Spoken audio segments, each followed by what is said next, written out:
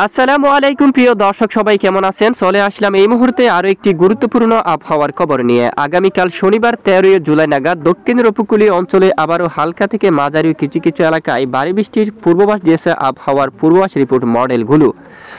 আগামী 24 থেকে 48 ঘন্টার মধ্যে দেশের কোন কোন জেলাগুলোর উপর ভারী থেকে অতি ভারী বৃষ্টিপাতের সম্ভাবনা রয়েছে, কেমন থাকতে পারে আবহাওয়ার পরিবর্তন, সম্পূর্ণ লাইভ বিস্তারিত আকারে আপনাদেরকে জানিয়ে দেবো এই ভিডিওটির মাধ্যমে। তো জানতে হলে ভিডিওটি সম্পূর্ণ দেখবেন, ভালো লাগলে লাইক করবেন, আর সবার আগে গুরুত্বপূর্ণ আবহাওয়ার খবর পেতে চ্যানেলটি সাবস্ক্রাইব করে পাশের বেল বাটনে ক্লিক করে রাখবেন। ভিডিওটি কোন জেলা থেকে লাইভ দেখছেন কমেন্ট করে জানিয়ে দিন।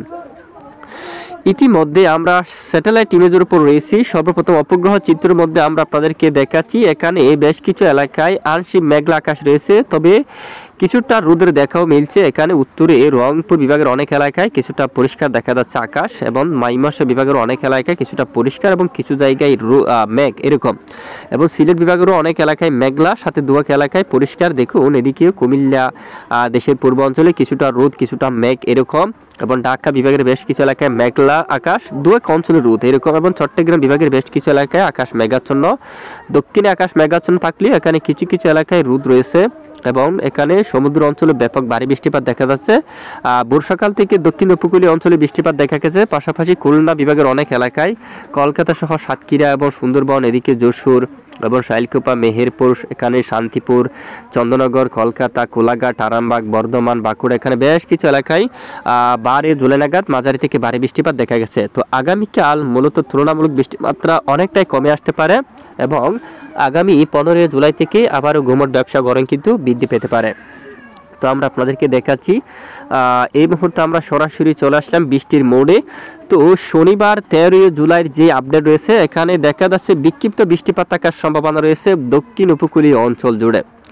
এরই মাঝে দেখুন নাইক্ষ্যংছড়ি অঞ্চল এবং চট্টগ্রাম বিভাগের উপকূলীয় অঞ্চল, এবং এদিকে ফটিকছড়ি উপজেলার লালমনিরহাট এবং মতিরহাট, সেনবাগ, ফরিদগঞ্জ এবং ঢাকা বিভাগের কিছু কিছু অংশে কিছুটা বিক্ষিপ্ত বজ্র বিদ্যুৎ সহ বৃষ্টিপাত থাকার সম্ভাবনা কিন্তু রয়েছে। ঠিক এই স্থানে দেখুন এখানে কিছুটা বিক্ষিপ্ত বজ্র বিদ্যুৎ সহ বৃষ্টিপাত থাকার সম্ভাবনা রয়েছে। আমরা মেঘলা মোড়ে নিয়ে যাচ্ছি আপনাদেরকে, যে শনিবার 13 জুলাই নাগাদ ঠিক দক্ষিণ উপকূলীয় অঞ্চলে বৃষ্টিপাতের সম্ভাবনা। পশ্চিমবঙ্গের বেশ কিছু এলাকায় আকাশ পরিষ্কার থাকতে পারে, এদিকে কিছুটা মেঘের আনাগোনা, এবং উত্তরে মেঘলা আকাশ থাকতে পারে, এবং গুয়াহাটি সহ মেঘালয় এই অঞ্চলে কিছুটা ভারী বৃষ্টিপাত। রংপুর উত্তরে হালকা বিক্ষিপ্ত বৃষ্টিপাত থাকতে পারে। দেশের বেশিরভাগ এলাকায় বৃষ্টিবিহীন থাকতে পারে, মূলত মেঘলা আকাশ থাকতে পারে।